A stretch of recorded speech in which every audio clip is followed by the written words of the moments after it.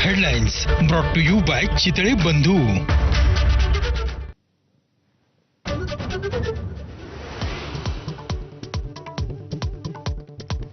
तब्बल 9 लाख लाडक्या बहिणींची संख्या घटणार. लाडकी बहीण योजनेसाठी नवे निकष. सरकारच्या 945 कोटी रुपयांची बचत होणार. लाडकी बहीण योजना ही सरकारच्या पैशातून मतदारांना दिलेली लाच.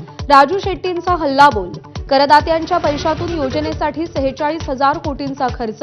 शेट्टींचा आरोप.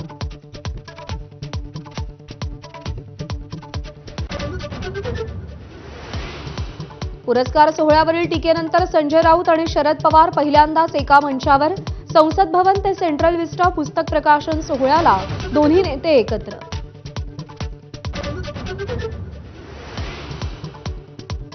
दमानियान पाठोपाठ आरटीआय कार्यकर्ते विजय कुंभार यांचेही धनंजय मुंडेंवर आरोप.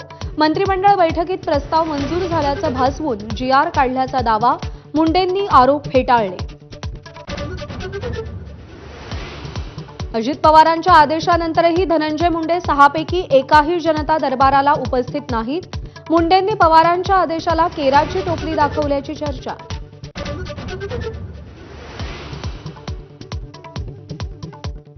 राज ठाकरेंनी मनसे पदाधिकाऱ्यांची बैठक बोलावली. मराठी भाषा गौरव दिनाच्या पार्श्वभूमीवर ही बैठक असल्याची माहिती.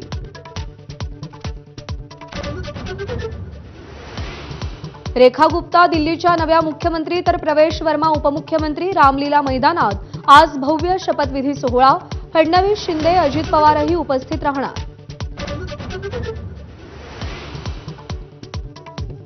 मुंबईत कोळशावरील तंदुरी भट्टीवर बंदी घातल्यानं पावाचा पुरवठा विस्कळीत होणार. इराणी बेकर्स असोसिएशनचा इशारा. हॉटेल, ढाबा, बेकरीवरील कारवाई बंद करण्याची मागणी.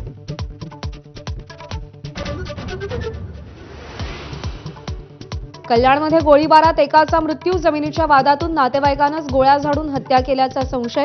आरोपीचा शोध सुरू.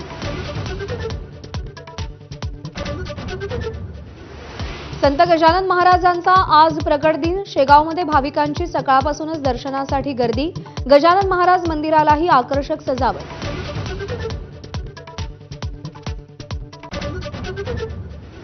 मदत मागायला भारतात आलेल्या पाकिस्तानच्या माजी क्रिकेटरचा भाऊ मुंबई पोलिसांच्या नजरकैदेत. नादिर खानला पाकिस्तानला पाठवण्यासाठी पोलिसांचे प्रयत्न.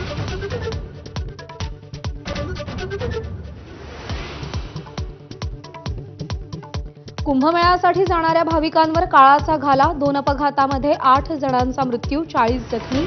अनेकांची प्रकृती गंभीर.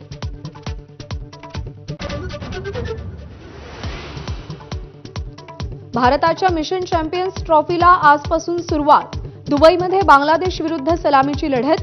बुमराच्या अनुपस्थितीत गोलंदाजांचा कस लागणार. माझावर दुबईतून महाकव्हरेज.